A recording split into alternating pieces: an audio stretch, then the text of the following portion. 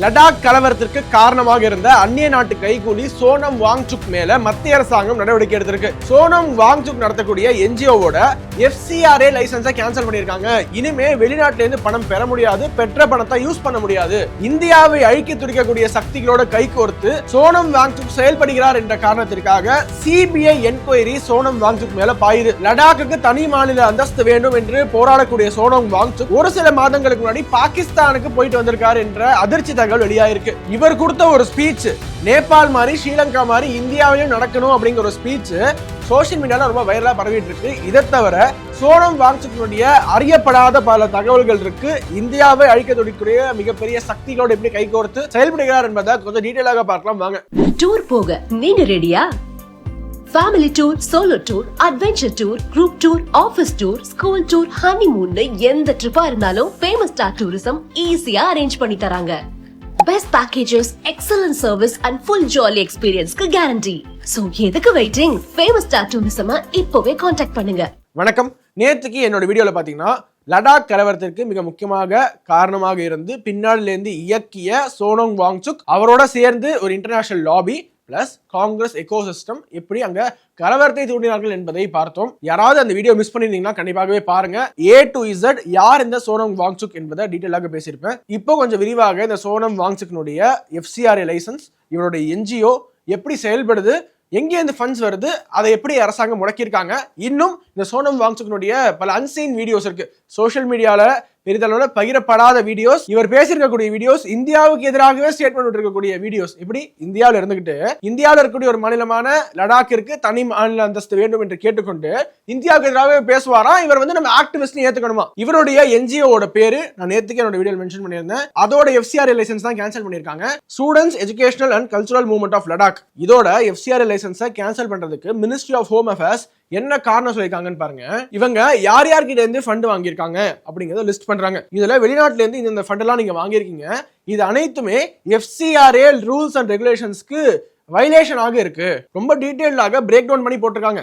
யார் யார்கிட்ட இருந்து நிதி வாங்கியிருக்காங்க, அதுல ஒரு குறிப்பிட்ட டோனார் பேர் பாருங்க, ஃபியூச்சர் எர்த் அப்படின்னு ஒரு டோனார் கிட்ட இருந்து நிதி வாங்குறாங்க. இது மூலமா sovereignty and security of the நேஷனை ஸ்டடி பண்றதுக்காக நாங்க அதை யூஸ் பண்றோம். இப்படி இந்தியாவோட இறையாண்மை, சாவரினிட்டி அண்ட் செக்யூரிட்டி, பாதுகாப்பு, இதை ஸ்டடி பண்றதுக்கு எதுக்கு ஃபாரின்ல இருந்து ஃபண்ட் வாங்கி இவங்க ஸ்டடி பண்றாங்க என்று மினிஸ்ட்ரி கேள்வி எழுப்பியிருக்காங்க. அது மட்டும் இல்ல, மேகா சங்கவி அப்படிங்கிற டோனார் கிட்ட இருந்து பினான்சியல் இயர் 2021-22ல ஃபண்ட் வாங்கப்பட்டிருக்கு.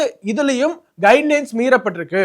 எந்தெந்த ஆண்டு யார் யார்கிட்ட ஃபண்ட் வாங்கியிருக்காங்க, அது மூலமாக என்ன நடந்திருக்கு, இந்தியாவுடைய பாதுகாப்புக்கு எப்படி அச்சுறுத்தல் ஏற்பட்டிருக்கு என்பதை விளக்கி, now therefore considering the facts and position narrated in the preceding paras, the contempt authority hereby in excess of the powers conferred under section 14(1) of the act cancels with immediate effect the FCRA license of the registration number 1527100112R granted to the association students educational and cultural movement of Ladakh. So இன்று முதல் அந்த NGO ஆல காசு வாங்க முடியாது, பெற்ற காசை உபயோகப்படுத்த முடியாது. ஆனா நிறைய விமர்சனம் செய்யக்கூடியவர்கள் என்ன சொல்றாங்கன்னா, this is too late. இவங்க இந்தியாவுக்கு எதிராக செயல்படுறாங்க, இந்திய இறையாண்மையை சீர்குலைக்க முயற்சி செய்யறாங்க என்று மினிஸ்ட்ரிக்கு முன்னாடியே தெரிஞ்சிருந்தா எத்தனையோ FCRA லைசன்ஸை நரேந்திர மோடி அரசாங்கம் இது வரைக்கும் கேன்சல் பண்ணிருக்கு. தமிழ்நாட்டில் one of the highest FCRA லைசன்ஸை கேன்சல் பண்ணிருக்காங்க. அப்படி இந்த FCRA லைசன்ஸை என்னைக்கோ பேன் பண்ணிருக்கலாமே. நரேந்திர மோடி அரசாங்கம் இறையாண்மைக்கு சவால் விடக்கூடிய எத்தனையோ NGOs இதையெல்லாம் பேன் பண்ண போதே இதை பேன் பண்ணிருக்கலாமே என்ற ஒரு கேள்வியை கேட்கிறாங்க. ஏன்னா அப்பவே இந்த ஃபண்ட் எல்லாம் பேன் பண்ணியிருந்தாங்கன்னா லடாக் இந்த சிச்சுவேஷனுக்கு வந்திருக்காது. எந்த இடத்துல ஃபண்ட் தடைப்படுதோ அந்த இடத்துல போலி போராட்டங்கள் அப்படியே அப்ரப்டாக தடுத்து நிறுத்தப்படும். ஃபண்ட் இல்லாத எந்த இடத்துலயுமே போலி போராட்டங்கள், தேசத்துக்கு எதிரான போராட்டங்கள் நடக்க வாய்ப்பே கிடையாது. போராட்டக்காரர்கள் தரப்புல இவ்வளவு பேர் படுகாயம் அடைஞ்சிருக்க மாட்டாங்க.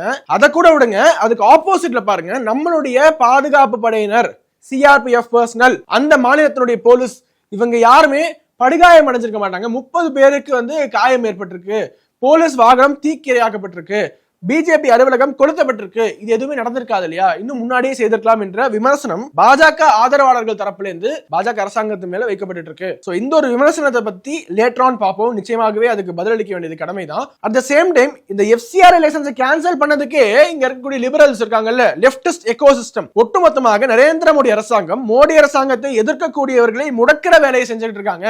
எப்படி ஒரு NGOவோட லைசன்ஸை அவங்க உங்களுக்கு எதிராக போராடுகிறார்கள் என்பதற்காகவே நீங்க தடை பண்ணுவீங்களா கேட்க ஆரம்பிக்கிறாங்க பண்ணிருக்காங்க. ஃபார் யுவர் கைண்ட் இன்ஃபர்மேஷன், இந்த சோனம் வாங்சுக்கினுடைய என்ஜிஓவுக்கு நோட்டீஸ் இப்போ இல்ல, காங்கிரஸ் ஆட்சி காலத்தின் போதே வழங்கப்பட்டிருக்கு என்பது குறிப்பிடத்தக்கது. இவரோட என்ஜிஓக்கு 2007ஆம் ஆண்டே அனுப்பப்பட்ட நோட்டீஸை பாருங்க. அதுல அப்போதைய அரசாங்கம், மோடி அரசாங்கம் இல்ல, எந்த அரசாங்கம் என்று உங்களுக்கே தெரியும். எனக்கு அதான் ஆச்சரியம், எப்படி அந்த அரசாங்கம் வாங்சுக்கினுடைய என்ஜிஓக்கு நோட்டீஸ் அனுப்ப முடியும்? ஒருவேளை அவங்களுக்கும் தேசபக்தி இருக்கோ அப்படின்னு டவுட் வருது. ஆனா அதுக்கப்புறம் பார்த்தோம்னா இவங்களுக்கும் தேசபக்திக்கு என்ன சம்பந்தம் அப்படின்ற மாதிரி அவங்களுடைய செயல்கள் நமக்கு அப்படி உணர்த்துதுங்க. யூபிஏ கவர்மெண்ட் 2007ஆம் ஆண்டு சோனம் வாங்சுக்கு என்ன அனுப்பியிருக்காங்கன்னு பாருங்க. misappropriation of funds under FCRA, illegal occupying 200 canals of land without paying dues, anti-national connections in China and other places, destabilizing the harmony of Ladakh. இப்படி ஃபண்ட்ஸ் முறைகேடாக யூஸ் பண்றாங்க. Point number 1. பாயிண்ட் நம்பர் 2, லடாக்கை destabilise பண்ண try பண்றாங்க. 3வது, China கூட இவங்களுக்கு இருக்கக்கூடிய கனெக்ஷன்ஸ் சுட்டி காட்டுறாங்க. இல்லீகலா நிலப்பகுதிகளை டியூ கட்டாம ஆக்கிரமிச்சு வச்சிருக்காங்க இவங்களுடைய நிறுவனம். அட்ரஸ் பண்ணியே போடுறாங்க. அந்த லெட்டர்ல பாருங்க, ஸ்ரீ சோனம் வாங்சுக் டைரக்டர் செக்மால் லே அப்படின்னு அட்ரஸ் பண்ணி அந்த லெட்டர் அனுப்புறாங்க. உங்களுக்கு ஆன்டி நேஷனல் கனெக்ஷன்ஸ் இருக்கு, சைனாவோட கனெக்ஷன்ஸ் இருக்கு அப்படிங்கறத காங்கிரஸ் அரசாங்கம் சொல்லியிருக்கு. இப்போ பாஜக அரசாங்கம் நடவடிக்கை எடுத்தா இதே காங்கிரஸ் எக்கோசிஸ்டம் தையா தக்கான்னு குதிக்கிறாங்க. இவர் மேல சிபிஐ என்கொயரி பாயுது. 2 முக்கியமான காரணங்கள். 1, மினிஸ்ட்ரி ஆஃப் ஹோம் அஃபேர்ஸ், உள்துறை அமைச்சகம் சொன்னது மாதிரி தேசத்துக்கு எதிரான செயல்கள்ல இவருடைய என்ஜிஓ ஈடுபட்டதாலையும். 2வது, பாகிஸ்தானுக்கு இவர் சென்று வந்திருக்காரு. அது பத்தியான என்கொயரி நிச்சயமாகவே தேவை. அதுவும் எப்போ? இந்த வருஷம் தான் பிப்ரவரி மாசத்துல பிரீத் பாகிஸ்தான் என்று டான் மீடியா நடத்தக்கூடிய ஒரு ஈவெண்ட். அங்க நான் போய் கிளைமேட் சேஞ்ச் பத்தி நான் பேசினேன். இப்படி பிரீத் பாகிஸ்தான் என்ற ஈவெண்ட் பேரு இஸ்லாமாபாத்ல நடக்குது, டான் மீடியா நடத்துது. அங்க போய் நான் கிளைமேட் சேஞ்ச் பத்தி பேசினேன், ரொம்ப பெருமையா இருக்கு அப்படின்னு ஒரு வீடியோ போடுறாரு. Hi friends, I'm here in Islamabad attending the climate change conference Breathe Pakistan organized by Dawn Media in Pakistan, and I presented my views on what can be done in the high Himalayas. CBI என்கொயரிக்கு நிறைய காரணங்கள் இருக்கு. இவருடைய NGO பாத்தீங்கன்னா இந்த deep state நெட்வொர்க்கால fund பண்ணப்பட்டது அப்படின்னு நேத்து சொல்லியிருந்தேன். அதோட ஒரு எக்ஸ்டென்ஷனா இவர் என்ஜிஓவை தொடங்கின காலம் முதல் இப்போ வரை எவ்வளவு டீப் ஸ்டேட் நிறுவனங்கள்ட்ட இருந்து பணம் பெற்றுக் கொண்டிருக்கிறாரு, எவ்வளவு டீப் ஸ்டேட் நிறுவனங்கள் இவருடைய என்ஜிஓக்கு ஃபண்ட் பண்ணிட்டு இருக்காங்க அப்படிங்கறத பாருங்க.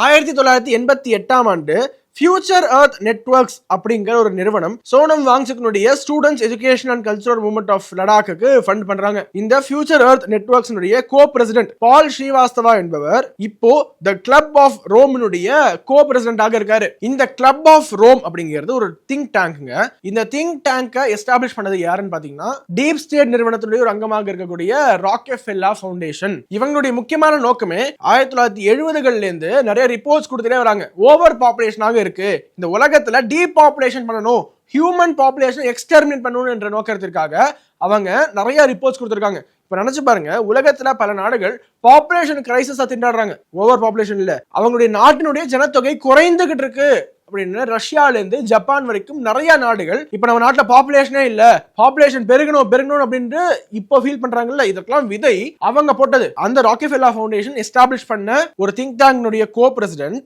அவருடைய நிறுவனம் சோனம் வாங்சுக்கு 1988ல ஃபண்ட் பண்ணிருக்கு. இப்போ அடுத்த டோனர் பத்தி பார்ப்போம். சோனம் வாங்சுக்கு செக்மால் ஃபவுண்டேஷனுக்கு இன்னொரு நிறுவனம் டொனேட் பண்ணிருக்கு. இதுதான் கருணா ஃபவுண்டேஷன் என்று பேரு. இந்த நிறுவனம் டைரக்டாகவே டீப் ஸ்டேட் அங்கமாக இருக்கக்கூடிய ஃபோர்டு ஃபவுண்டேஷனோட லிங்க்டு. ஃபோர்டு ஃபவுண்டேஷனோட பில்ட் ப்ரோக்ராம் அப்படிங்கிற ஒரு ப்ரோக்ராம் இருக்கு. அதை ரன் பண்றதே இந்த karuna.org அப்படிங்கிற நிறுவனம் தான். அவங்க கிட்ட இருந்து சோனம் வாங்சுக்கு ஃபண்ட் வந்திருக்கு. இந்த இன்ஃபர்மேஷனை விட ஒரு திடுக்கிடும் இன்ஃபர்மேஷனை ட்விட்டர்ல த ஸ்டோரி டெல்லர் அப்படிங்கிற ஒரு ஐடி ஷேர் பண்ணியிருக்காங்க. அது என்னன்னா, காங்கிரஸ்க்கும் இவங்களுக்கு இருக்கக்கூடிய கனெக்ஷன் ஒரு மிகப்பெரிய நெக்ஸஸ். அது இந்த நெக்ஸஸை பாயிண்ட் டு பாயிண்ட் பிரேக் பண்ணி அவங்க வெளியிட்டிருக்காங்க. ஒட்டுமொத்த தேசத்தையும் அதிர்ச்சியில் ஆழ்த்திருக்காங்க. இவ்வளோ டீப் ஸ்டேட் நிறுவனத்திற்கும் சோனம் வாங்சுக்கும் காங்கிரஸ்க்கும் இருக்கக்கூடிய கனெக்ஷனை அவர் எஸ்டாப்ளிஷ் பண்ணியிருக்காரு. லிட்டரலி அவ்வளோ ஷாக்கிங்கா இருக்குங்க. இவருடைய ஒரு சில ஆன்டி நேஷனல் ஸ்பீச்சஸ் பாருங்க. இந்தியாவுக்கு எதிராக, இந்திய இறையாண்மைக்கு எதிராக எப்படி பேசியிருக்காருன்னு பாருங்க. அதுவும் அவர் லடாக்ல இருக்காரு இல்லைங்க.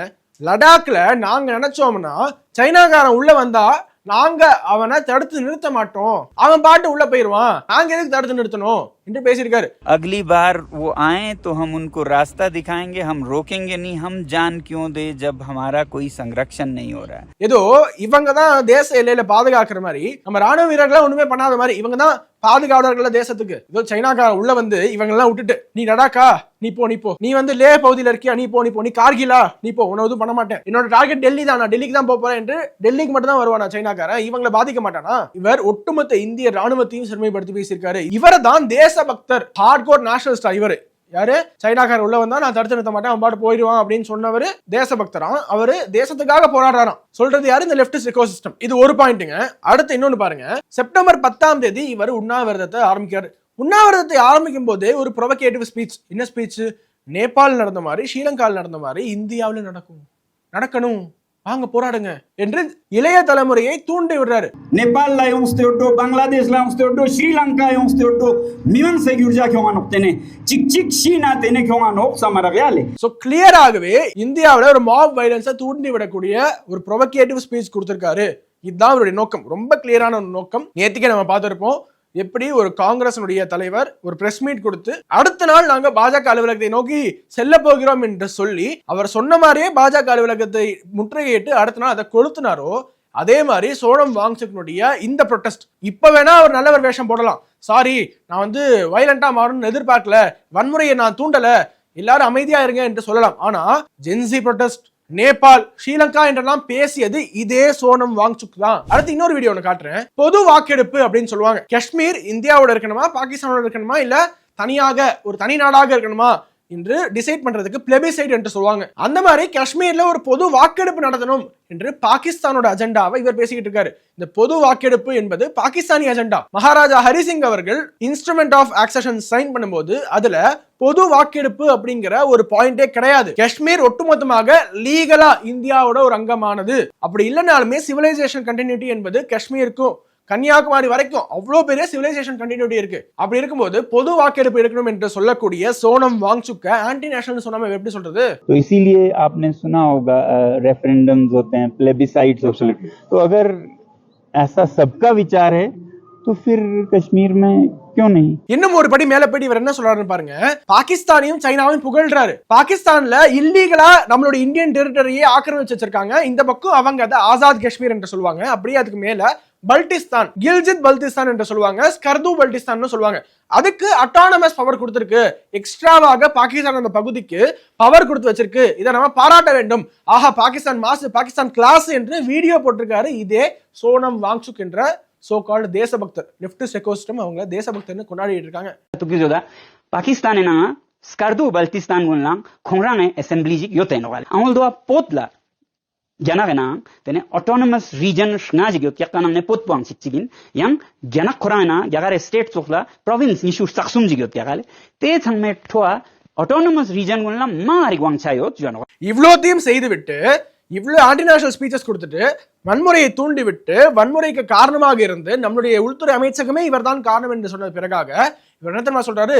என்ன தொட்டா வேற மாதிரி ஆயிரும். இப்படி சோனம் வாங்சுக்க தொட்டா வேற மாதிரி ஆயிருமா, அதனால ஜாக்கிரதையா இருந்துவாங்க என்று மிரட்டுறாரு. அனைத்திற்குமே இந்தியா தயார். Point number 1. பாயிண்ட் நம்பர் 2 என்னன்னா, இன்று லடாக்ல நடந்தது நாளை பாரதத்தின் எந்த பகுதியில் வேணும் நடக்கலாம். நேபாள நடந்த மாதிரி, பங்களாதேஷ் நடந்த மாதிரி, ஸ்ரீலங்காவில் நடந்த மாதிரி இந்தியாவில் நடக்காது என்று மெத்தனத்தில் நாம் இருந்தோம் என்றால் அதற்காக ஒரு ஹெவி பிரைஸை நாம் கொடுக்க நேரிடும். லடாக் என்ற சிறிய பகுதியில் 4 பேர் இறந்து போயிருக்காங்க. இது மூலமாக ஒரு சிம்பத்தி வேவ் கிரியேட் ஆகி என்ன ஆகும்னா, நம்மளுடைய லோக்கல்ஸை கொண்டுட்டாங்க என்று ஒரு பெரிய ரெவல்யூஷன் அங்க தலை தூக்க வாய்ப்பு இருக்கு. அதற்கு பின்னாடி இருக்கக்கூடிய இந்த foreign agenda, foreign funding, FCRA license, Sonam Wangchuk என்ற வெளிநாட்டு கைகூலி, இதெல்லாம் அவங்களுக்கு தெரியாது. சோனம் வாங்சுக் என்பவர் நம்ம ஊர்க்காரன்பா என்றுதான் அவங்க பார்ப்பாங்க. ஆக தேசம் முழுக்க மிக கடுமையான நடவடிக்கை எடுத்து FCRA லைசன்ஸை கேன்சல் பண்ணி அனைத்து ஃபண்டிங்கும் ஒரு முற்றுப்புள்ளி வைத்து தேச பாதுகாப்பை இன்னும் மேலும் வலுப்படுத்த வேண்டும் பாரத பிரதமர் நரேந்திர மோடி அவர்கள் என்பதுதான் 140 கோடி இந்தியர்களுடைய ஒரு கோரிக்கையாகவும் இருக்கிறது. அதை நாம் இந்த இடத்துல வலியுறுத்தி மீண்டும் ஒரு முறை கேட்டுக்கலாம். மக்களாக உங்கள்கிட்ட ஒரே ஒரு கோரிக்கை தான், keep com and believe in Modi. எப்போது இதை செய்ய வேண்டும் என்று நன்கு அவருக்கு தெரியும். நம்மளுடைய கான்ட்ரிபியூஷனா இது போன்ற தேச துரோகிகளை எக்ஸ்போஸ் பண்ணிட்டே இருப்போம். மக்கள் மத்தியில இவர்களை தோலிர்த்து அம்பலப்படுத்திட்டே இருப்போம். அதான் நம்மளுடைய கான்ட்ரிபியூஷனாக இருக்கும். இந்த வீடியோ அதிகமான பேருக்கு ஷேர் பண்ணுங்க. லடாக்ல என்ன நடக்குது என்பதை டீடைலாக பார்த்திருக்கோம். நேபாளாகவோ இந்தியாவாகவோ ஸ்ரீலங்காவாகவோ மோடி என்ற அந்த மனிதன் இருக்கும் வரை அவரை சுத்தி இருக்கக்கூடிய டீம் ஜெய்சங்கர் மற்றும் அஜித் தோவல் போன்ற தேச பக்தர்கள் இருக்கும் வரை யாராலையும் இந்தியாவை அசைத்து கூட பார்க்க முடியாது. இந்த தேசத்தில் 140 கோடி மக்கள், தேசத்தை நேசிக்கக்கூடிய மக்கள் இருக்கும் வரை இந்தியாவை சீண்ட வேண்டும் என்ற நினைப்பு கூட யாருக்கும் வரக்கூடாது. அப்படி வந்தால் அதை வேரோடு அறுத்து எறிவோம் என்று சொல்லி விடைபெறுகிறோம். வணக்கம். வந்தே மாதரம். மக்களுடன் மனதின் குரல் மாதந்தோறும் கடைசி ஞாயிற்றுக்கிழமைகளில் ஒளிபரப்பாகி பொதிகை தமிழ் தொலைக்காட்சியில் 126வது மாதத்தை எட்டி சரித்திர சாதனை படைக்கும் பிரதமருடைய மன் கி பாத் நிகழ்ச்சி. நாட்டு மக்களுடன் உரையாடும் மோடிஜி நமோ ஆப் மற்றும் சரள ஆப் மூலம் பிரதமரோடு பேசி மகிழும் அரிய வாய்ப்பை பெற்றிடுவீர். வி ரமேஷ், வழக்கறிஞர், மாவட்ட பொதுச் செயலாளர், மத்திய சென்னை மேற்கு மாவட்ட பாஜக. ஜிஎஸ்டி வரி குறைப்பின் மூலம் சாமானிய மக்களின் வாழ்க்கை தர உயர்வுக்கு வழிவகுத்த பிரதமர் மோடிஜிக்கு தமிழக மக்கள் சார்பில் நெஞ்சார்ந்த நன்றிகள். தொழில்துறை வல்லுநர்கள் பிரிவு, தமிழக பாஜக. பேசு தமிழா பேசு சேனலுக்கு ஆதரவு தந்து கொண்டிருக்கக்கூடிய பார்வையாளர்களுக்கு வணக்கம். அரசியல் ஆன்மீகம்னு மட்டும் இல்லாம இப்போ ஹெல்த்லயும் நம்ம வந்தாச்சு. ஹெல்த் சம்பந்தமான பிரச்சனைகளுக்கும், ஹெல்த் டிப்ஸுக்கும், ஹெல்த் கேருக்கும், இல்ல ஹெல்த் பத்தி ஏதாவது தெரிஞ்சுக்கணும் அப்படின்னு நினைச்சீங்கன்னா